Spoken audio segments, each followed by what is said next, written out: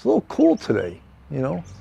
I was going to sit by the pool and I said, you know, it's not pool weather, even though I'm not going in the pool, but it's cool. It's very cool. Let me bring this down a little bit.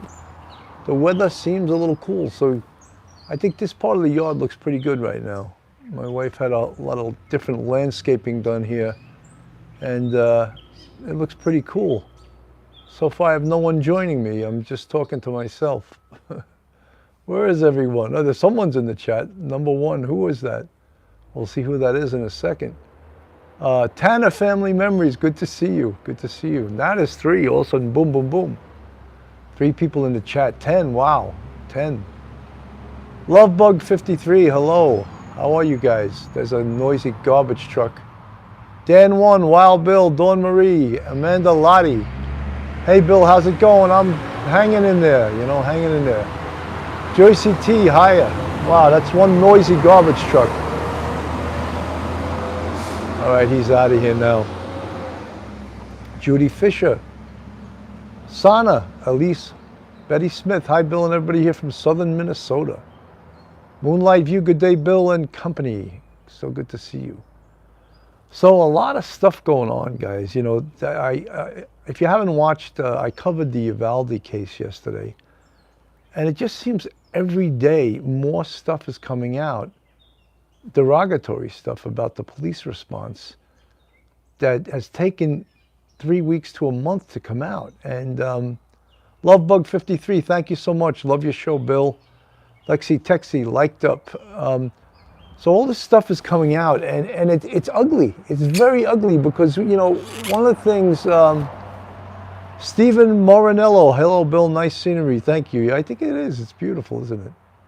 You know something, guys, just in regards to my health situation, I'm still in a lot of pain with my hip. It's, it takes like, you know, till you feel a semblance of normal 6 to 8 weeks. And, but you're still in pain, and it's really tough to sleep at night because you can't get comfortable, you know? So I'm trying not to complain about it, and when you guys bring it up, I'll answer it, and thank you all for your concern. But I'm just trying to soldier on and do the best I can, and, you know, keep doing this. This keeps me going. This is part of my passion. Gerda Kotzi, hi everyone from South Africa. Good to see you. So getting back to the Uvalde case, you know, we all know the horror of that 19 kids murdered, 2 adults, 21 people. And as we go along further and further from the incident, we're finding out more and more horrible things about the police response. And it's just, it's indefensible. It's indefensible from a police point of view. That chief, the Pete Acamando,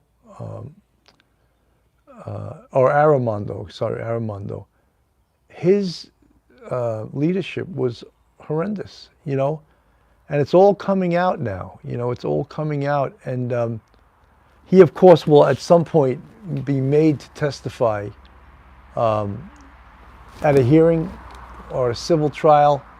He's not going to get away with not talking about it at all. Gloria Fritz, hello. But as I said, following that case is just heartbreaking. It's funny when people walk by my yard and they see me talking into one of these ring lights with the phone in the middle. They must think this guy's crazy. Who's he talking to, you know? But they don't realize I'm talking to all you guys. Aunt BB, hello. Dan, Josh, what's going on? I got a couple announcements too. I gotta spread my leg out. See, every time I move my leg, you know, when I go to bed, I have a cane, and if I want to remove my right leg, I have to put the candy cane part around my foot and lift my leg with that. So it's like I've gotten to be good at it, but it's you know, there's something I don't like. I don't want to complain. My wife says, don't say you don't like to complain. She goes, you love to complain. I go, okay. Maybe I should say I don't want to complain, but you wind up complaining because it hurts, you know. Let me just move this for a second. It hurts a lot, you know, and that's life, you know. Hello, Dawn Marie. I haven't seen you in a while, Dawn Marie. Where you been? Dab Josh. So, tonight, almost forgot. Tonight, we're going to have the missing young man, Dylan. We're going to cover that case. His mom, Candice, is going to come on the show. And she's been a Lovebug53, hello.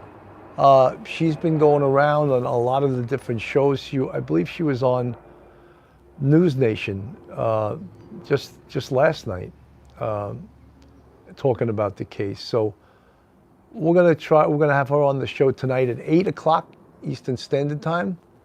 Dawn Marie, just working. Hope you feel better, Bill. Thank you, Dawn Marie. I'm hanging in there. Rodhound, Rod is like a golf course. Yeah, it looks a little bit like it, right? Little par 3. Willa's Pony, good to see you. Beautiful.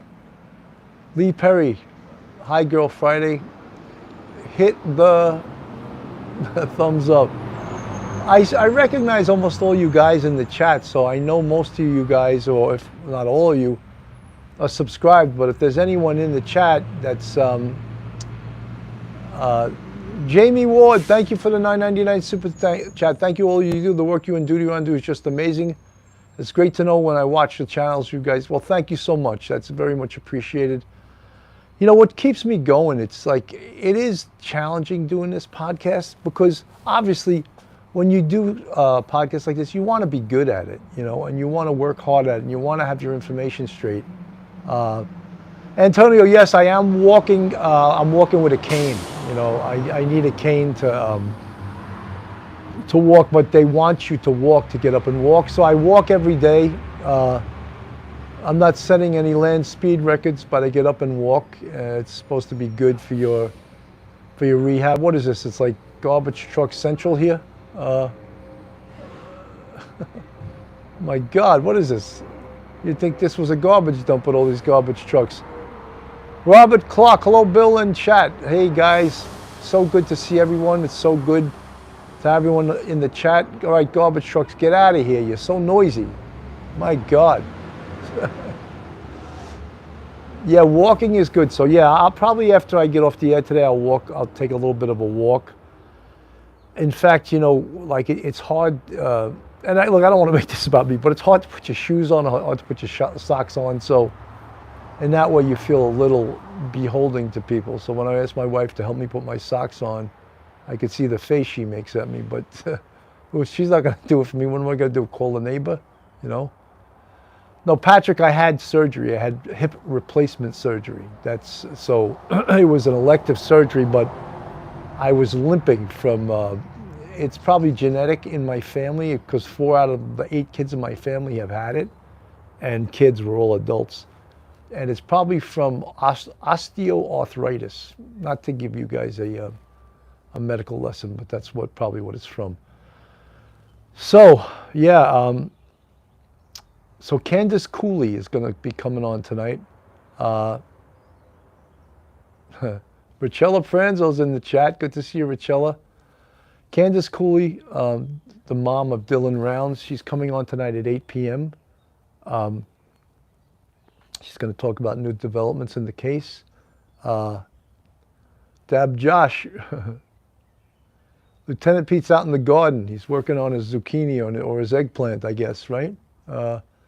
Rodhound, hip surgery takes a while to recover. Take your time not to aggravate further. You know, believe me, I know it takes a while. Nothing heals overnight. You got to take your time.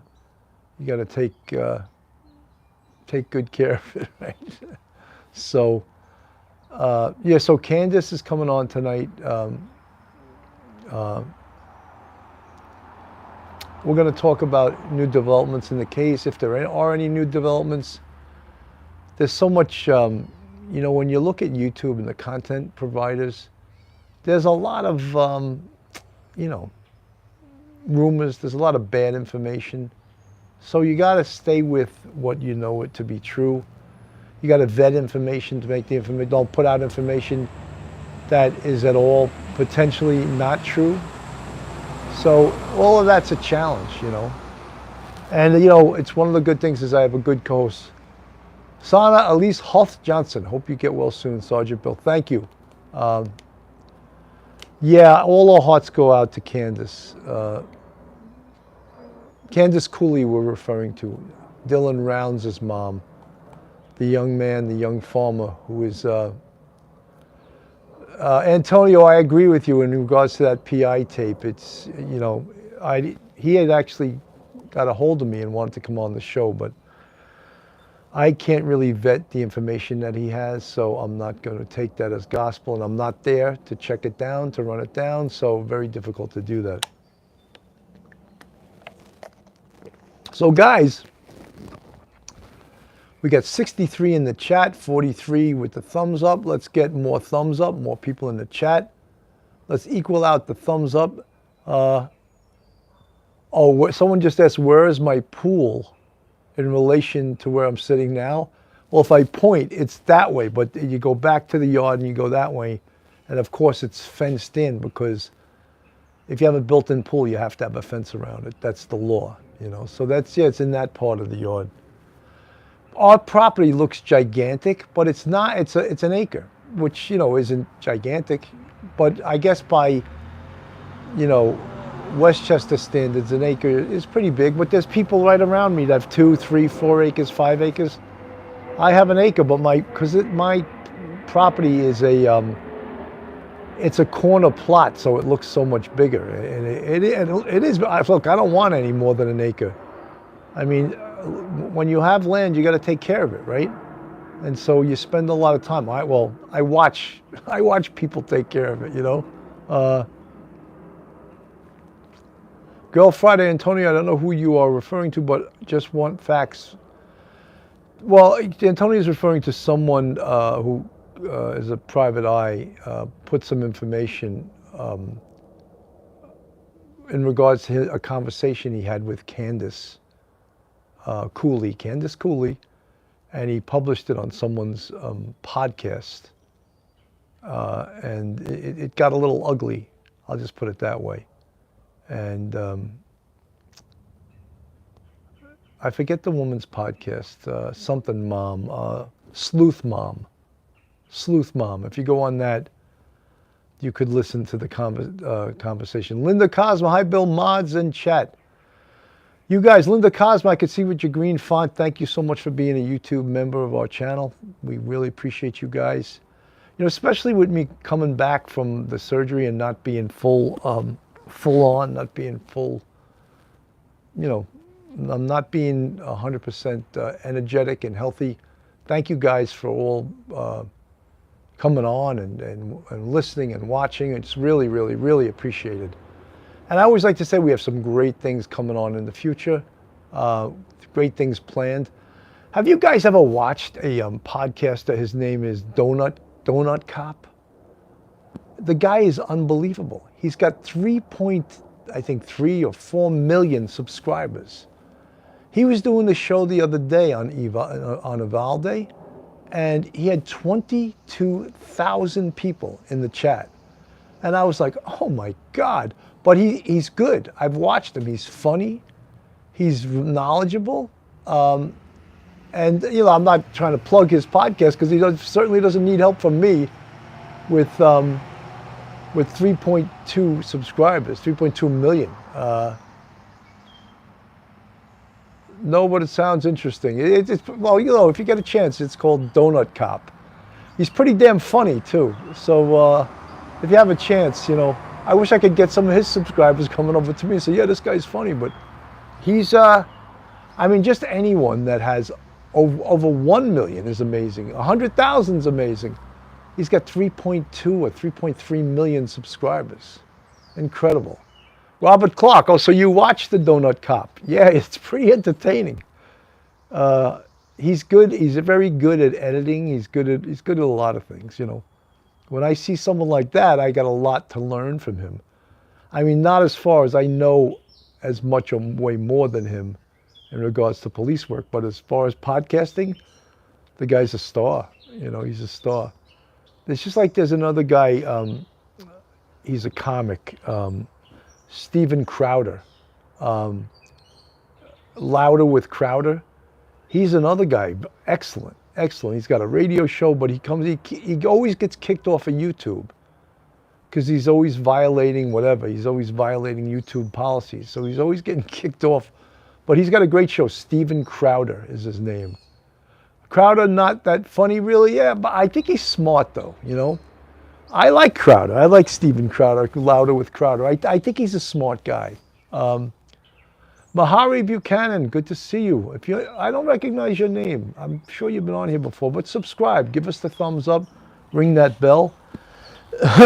So, Twyla from Midwest EquuSearch is going to be on tonight also. They're helping out with the search for Dylan. And if she has any updates, she's going to talk to us tonight about that. And Little Dave, yeah, Crowder's funny. Tom Cusinelli, good to see you, Tom. You know, we started out talking about the Uvalde thing, and as I said, every day, Patrick Glanville, yes, donut operator. All right, yeah. I don't know if he was ever a cop. If he was a cop for a very short time, but he started his podcast like on a whim, out of nowhere. And the guy, I don't know how many years he's had his show, but it's like, it's just like anyone ever watch. I didn't, Tom. Today the Supreme Court overruled the New York gun law decision. The New York gun law is very, very restrictive, and it basically restricts people having a carry permit unless there's very stringent guidelines are met. And I think the Supreme Court struck it down. Clarence Thomas was the lead on this case. And of course, all the anti-gun people in New York are freaking out. Governor Hochul, she's wigging. But the Supreme Court has the last word, right? So that's where it's at with that. Yeah, the Supreme Court decision. You know, Tom Cusinelli, all the restrictions that they put on guns just really serve to inhibit law-abiding citizens, not the criminals. And the dichotomy of that is that the Democrats don't want to prosecute gun criminals, people that use guns in crimes, people who shoot people, people who are illegally in possession. They don't want to prosecute them. So it makes no sense. So in essence, I think it's a lot of lip service. Let's write laws that will prohibit law-abiding citizens from owning guns, but let's let criminals who use guns, let's not prosecute them. Doesn't make any sense. What do you think about that, Antonio? Unbelievable, right?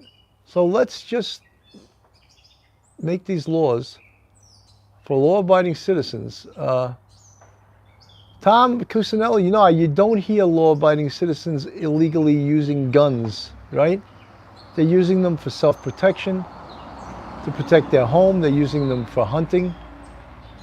You know, the scary thing, and I'm not against all gun control. I'm totally not. I believe in some of the red flag rules, but I think each side gets outrageous and the left gets even more outrageous because what their goal is, and they won't say it out loud, except Beto O'Rourke did say it out loud, they want gun confiscation. They want to take guns away from people. That's a scary thought.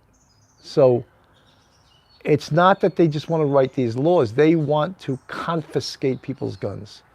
Rocky Canine, beautiful place. Yeah, this is me golden.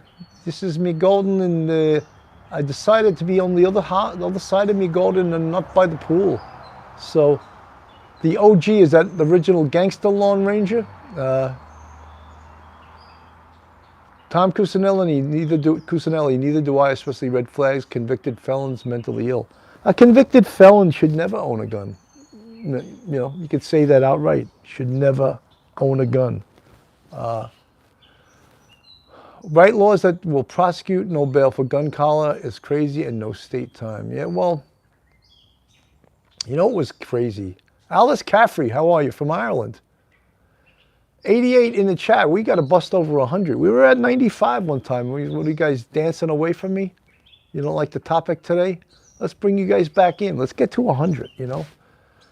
100, and we got 85 in the chat and 73 thumbs up. Let's get to 100 and 100. That'd be cool, right? So, yeah, so I mean, it's the whole gun thing is complex. Dab Josh, thumbs up. Good to see you. We're at 89. Rocky K9. We don't have forestry in Nevada. I miss Oregon. You know, Robert Clark, you're right. The Democratic cities with the strictest gun laws have the highest level of gun crime. That's true. That's 100% true. Look at that, 95 in the chat, 81 thumbs up. Let's get it. Let's bust over 100, guys. You guys in the NYPD had some success getting guns off the street, correct? You know, the NYPD was tremendously successful about getting guns off the street, but they used a technique that's called stop, question, and frisk. And they have been extremely limited with using that technique, which is on the books, it's legal. And politicians, when you say stop, question, and frisk, they cringe. They think it's a horrible thing.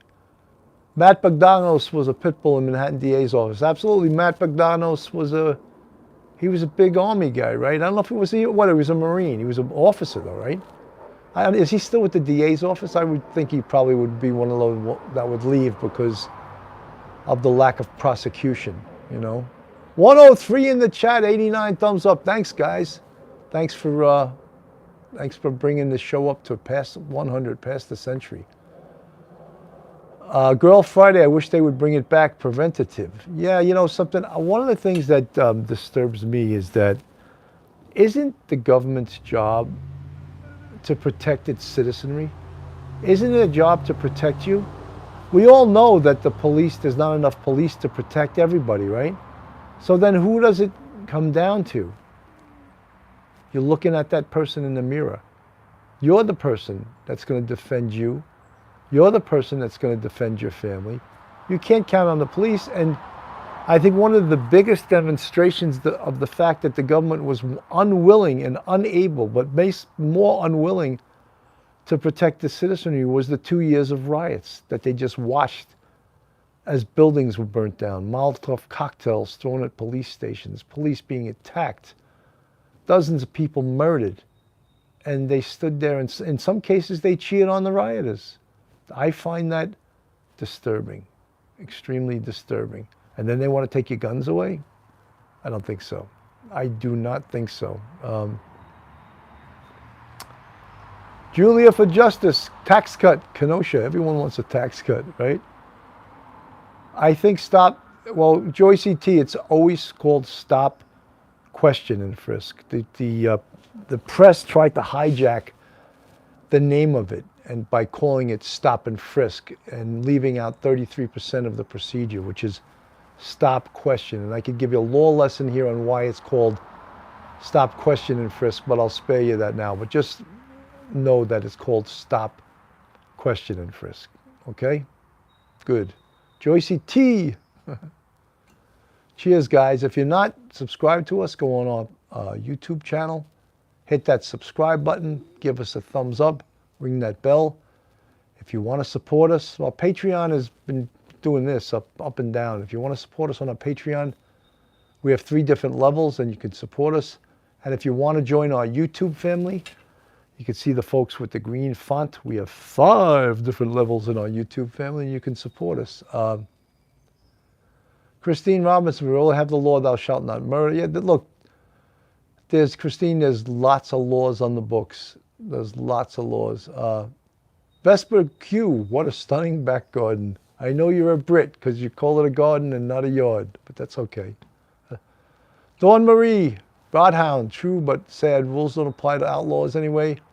More rules don't help. That's true. Phil Grimaldi, my co-host, is in the chat right now. Phil's getting to see my yard. He's never seen my yard in person, but he's seeing me garden. Vesper Q, yes. Phil will be around tonight at 8 o'clock when we have Candice Cooley on, when we're going to discuss the Dylan Rounds case. Twyla from Midwest EquuSearch is going to be joining us. Should be a fantastic show tonight. 8 p.m. Eastern Standard Time. So if you guys are around, please join us, you know. It's only an hour from the city. You know, when I came on the police department, I was a Long Island boy. But Long Island, although I love Long Island, it's not the friendliest commute from Long Island to New York City. In fact, the traffic is just crazy, just crazy. So I was like, I want to move north of the city, not east of the city. So I moved up to Westchester. And I didn't move to Rockland because if you move to Rockland County, you have to pay for a bridge, the Tappan Zee Bridge, the George Washington Bridge, in order to cross the river and get into the city. So I said, let me move to Westchester. At least I won't have to pay a damn bridge. I'll pay a little higher taxes. So that's where I am, Westchester. And it's an easier commute to a city from Westchester than it is from Rockland. And for Long Island, forget it. 55 minutes commute from Long Island, no matter where you live. Yeah, I've heard that before. That's total bull, and you know it. Sometimes getting out of some of these neighborhoods takes you 45 minutes, you know. Kate, 76, old rehab nurse here. Have you started PT yet? Hoping pain is subsiding. Said, I haven't started PT. I'm just walking right now. PT is on the horizon. I will be doing it. But right now, I'm just walking. Rocky K9, conflict legislation went by easy route. They're never, ever going to get away with confiscating anyone's guns in this country. Trust me, that's never going to happen. I mean, there are crazy people on the left that really think they're going to do that, but that's never going to happen. Fancy Pants, how can we get more public help for the other 19-year-old missing in that area, Aiden Clune? Fancy Pants, I don't know. Look, there's people missing all over this nation from all different areas. And that's why we talk a lot about Midwest EquuSearch. Equus is a nonprofit group of civilians that they'll go to areas, if requested by the police, and they'll use all their resources, their drones, their horses, their people, and they'll search. And they're tremendous. They have a tremendous track record. They're tremendously successful. And we know Dave Rader, great guy, Twyla, and the owner, Mr. Miller, who started it out because I believe his daughter was missing and turned up dead. And it became a lifetime commitment from Mr. Miller. So Midwest EquuSearch, can't say enough about that group. We've become tight with them. Duty Ron has done a lot with them, and he sort of turned me onto it. And Equus, yeah, Phil, I spoke about the ruling of the Supreme Court that affects the New York State carry law, open carry, we'll call it that. So crazy, you know, crazy. We'll see what that has an effect. I mean, New York does, and some of these other states that have the worst gun crime have the toughest gun laws. So it doesn't make any sense. Let's have tough gun laws, but let's not prosecute anybody, right? Darlene Dunlop, good to see you. Good to see you, a member of our YouTube family. Thank you so much for joining. All you guys that really help us, the people that join us. You know, I got to pay Phil, you know, my co-host, you know. Think he does that for free? Think he plays Joe Pesci 2 or 3 times a week for free? No. So we appreciate all you guys do for us. Of course, Richella and Lieutenant Pete Pranzo. Dab Josh, I always watch. We appreciate you. We appreciate all of our fans. Well, some folks don't like me calling them fans. They want to be known as subscribers. 25 years for a gun, Bill. I mean, that's a little bit harsh, Antonio. But it used to be a mandatory year, and then they made it a mandatory 3 years. Now, they're not prosecuting it, period. You know, when I When I really wigged out a little bit, this new DA in Manhattan, Bragg, and he was a former U.S. attorney. When he wrote his little like 9-page manifesto to his employees, and apparently 30 or 40% of the DAs in the Manhattan DA's office quit as soon as he was hired, as soon as he was elected. But when he talked about prosecuting robbery first degree with a gun as a misdemeanor, that's where the citizenry has to say, well, let's get rid of this guy. You got to be kidding me. You know, unfortunately in New York, we don't have those recall laws like they just recalled Chesa Bowden, San Francisco DA, who was as bad as they get. But in California, you can recall a DA and get a new election. They have that other guy in Los Angeles, Gascon, who's just as bad as Chesa Bowden. 3 murders. 2 cops were murdered because of someone that he just paroled. And also another murderer just killed someone else. Another guy released by Chesa Bowden. Someone said he knows someone that was in the Manhattan DA's office that just quit because of Bragg. Yeah, they're disastrous. Robert Clark Gascon is a total joke. Lou G, I'm just here for those fabulous New York accents. Hey, I can't help it. This is how I was raised, where I was raised, you know. When I want a coffee, I go get a coffee. And I'm a boss. Some of the words that people like, they tell us, you know. We love the way you guys say coffee, you know. Forget about it. That's right. Forget about it. I remember when I was up in Buffalo, when I went to college up there, they used to like the way we said beer. Beer. I didn't know that I said it differently, but the Buffalonians liked the way we said beer. They would say beer, beer. We say beer. I guess it's a lazy R. Is that what it is? Any of you linguists that can dissect accents. Antonio, Bill over the air, Squad Sergeant K, Supreme Commander on the air. Supreme Commander. All taste the same though, that's true, Tom Cusinelli. In Michigan's up, it's coffee. It's like beer. That's right, beer. Beer, that's true. That's true. Wendy McDonald, how are you? Good to see you, Wendy. 111 in the chat, 123 thumbs up. Love it. Lieutenant Pete is on the air. Christine Robinson. Yes, like a crazy R. Wow. You know, when I went to college in Buffalo, I remember I was taking this course in French literature. And I raised my hand and I was talking, and the teacher said to me, "Where are you from?" And I said, "I'm from New York." He goes, no. Specifically, where are you from? I said, "I'm from Long Island." He goes, "That's it." He goes, "You don't have a New York accent." He goes, "You have a Long Island accent." And I said, "Oh, I didn't know that it was that much different, you know." 2 Utes, that's right. We got 2 Utes on trial today. That's Joe Pesci, right?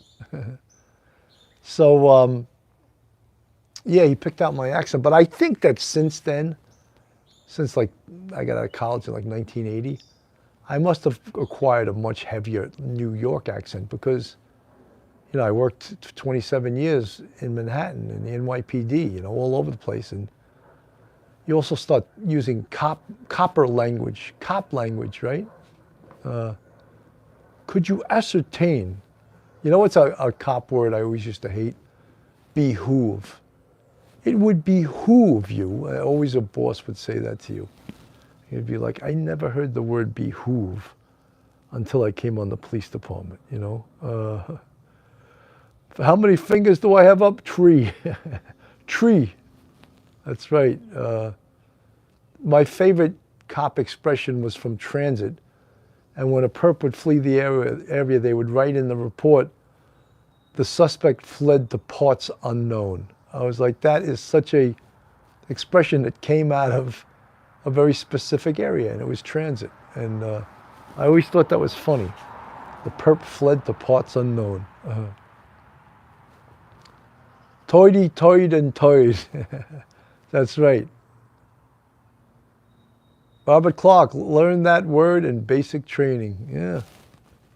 That's Brooklynese. Yeah, Brooklyn.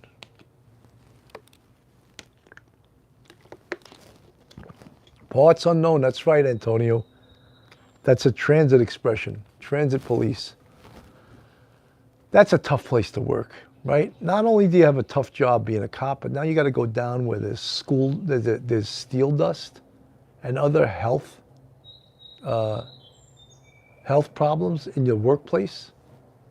Not just that, working alone, which this new mayor wanted the cops to work alone. Till on the first night of the policy, a cop got attacked. A cop working alone. You should not be alone in transit. They should be in teams, you know. You know what they also need down in transit? They need transit anti-crime. They need transit decoy unit. Guys, I'm one of these,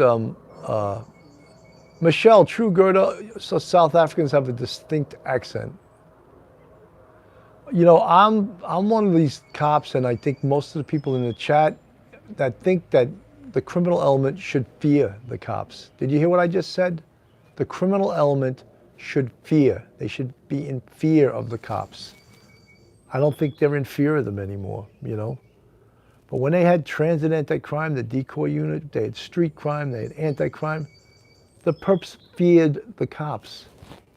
Because these were the most aggressive cops that knew the law, knew how to apply the law, and took the worst off the street, you know. So again, I'll repeat myself. The perps, the bad guys, should fear the cops.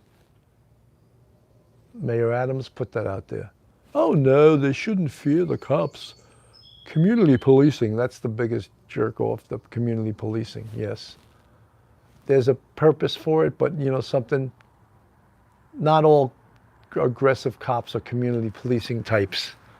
In fact, the most aggressive cops are not community policing types.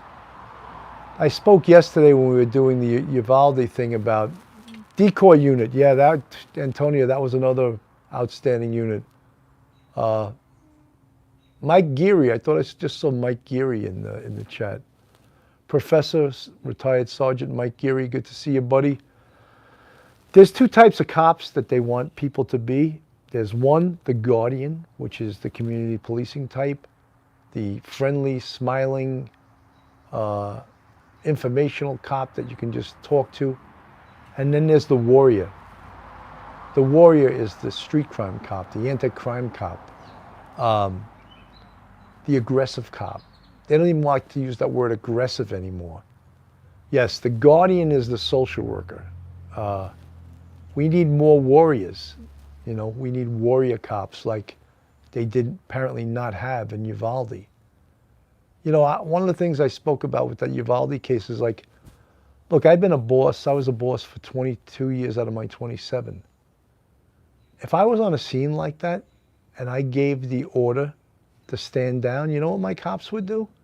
They would disobey the order. I say that proudly. They would disobey the order. You know why? Because that was not a lawful order. It was not a lawful order to stand down. Kids are getting shot. You can hear gunfire. Kids are calling 911 from inside a classroom that it turned out the door was not even locked. The door was open. The door was open. We're finding all of that out right now. Talk about a pathetic situation. They were waiting for keys to a door that was unlocked. For a door that was unlocked. And then when you see the video, there's 19 cops there. They got rifles, they got long guns, they got ballistic shields. What the hell were they waiting for? Apparently they were waiting for the order, and the order never came, you know. Yes, I saw that the chief, I forget, it's not Armando, Armando, I don't have the exact spelling of his name. He was just suspended. It took them a long time to do that, you know, because it took a long time for the truth to come out. Yeah. Michael Geary, cops need to be paired up. Solo foot patrol is ineffective and dangerous. I agree with you, Mike. You're preaching to the choir, but Mike Geary, Professor Mike Geary, Counselor Mike Geary, Sergeant Mike Geary. He's got a lot of titles. Former 4-4 cop Mike Geary. Dan 1, Phil, those huge Motorola's were bricks but good as defense weapons and hand-to-hand. Peter Pranzo, lack of training, combat experience. Lieutenant Pete, you know it better than anyone else. You worked in some of the worst places in New York City in a different era. In a different era, I think it's much, much tougher to be a cop today, and I'll tell you why. Because video. Because everyone out there videoing every single thing a police officer does, you know. That's what makes it so hard. Mike Geary, Columbine told us that cops must be super aggressive and not wait. Fortune favors the bold. 100%, guys. You know, we were taught after Columbine not to wait, to go right in, right? To confront the shooter, to go towards the shooter, right? And that's the only thing that's going to stop the shooter, you know. Apparently that wasn't given and forced into their heads, forced into their mentality that they knew to go right in. You know, through this whole thing, as we looked at this case, the Uvalde case, I tried very hard to look at it with an open mind and look at the police response and not be overly critical. I can't read that whole thing, LUG. One of the teachers who was killed called her husband, who was a cop, and he did respond. We're going to learn more and more about the truth. Antonio, I agree with you. It was no hostage situation, 100%. It was an active shooter. It was an active shooter. As I said, we're going to learn more and more about what happened that day as more time expires, and it's going to get uglier and uglier, you know. Jerry Piaskowski, how are you, buddy? Good morning. Robert Clark, laugh out loud. Phil, he did.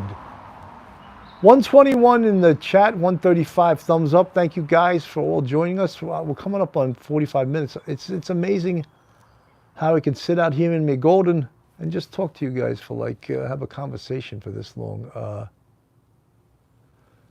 Peter Pranzo, if they had cameras back in the day, we would just be getting out. Yeah, you're right, you're right, Lieutenant. That's true, Lieutenant Pete. You're right. But cops have to temper their response now because they're being videotaped, you know. You know what I can't stay, when a cop does a car stop and someone starts asking you too many questions and you answer the questions and they still ask you more questions, I have no patience for that. At some point I would say, step out of the car. If you don't, I'm going to rip you out of the car. You're going to get handcuffed for failure to comply with a lawful order. Enough doing a tap dance with you, you know. But they're afraid to do that because the whole encounter is videotaped. Pamela Hunter, good afternoon from sunny Winston-Salem, the home of Wake Forest. Diane Krause, all of this should have never happened. Prayers for the families. Yeah, 100% prayers for the families.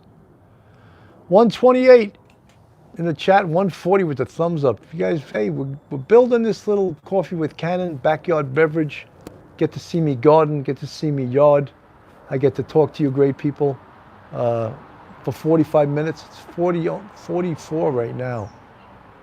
So guys, tonight, 8 p.m., Candice Cooley, the mother of Dylan Rounds, the missing 19-year-old farmer, is going to be on our show.